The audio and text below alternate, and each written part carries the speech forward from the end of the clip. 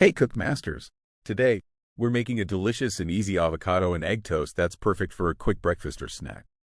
Start by toasting 2 slices of sourdough bread until golden and crispy. Now, let's grab a bowl. Add in 1 ripe avocado, 1 tablespoon of lemon juice, a pinch of salt, and some pepper. Mash everything together until smooth. Once the bread is toasted, spread the mashed avocado evenly over the slices. Next, take 2 boiled eggs, either hard or medium boiled, and grate them directly over the avocado top toast. Drizzle with 1 tablespoon of olive oil and sprinkle with a 1/4 teaspoon of red chili flakes for a little kick, and some fresh herbs like chives or parsley for garnish. And that's it. Serve immediately and enjoy this fresh and vibrant dish.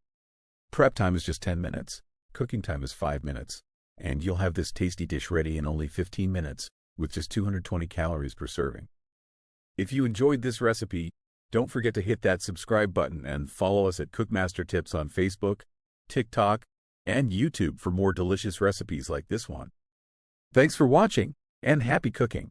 See you next time.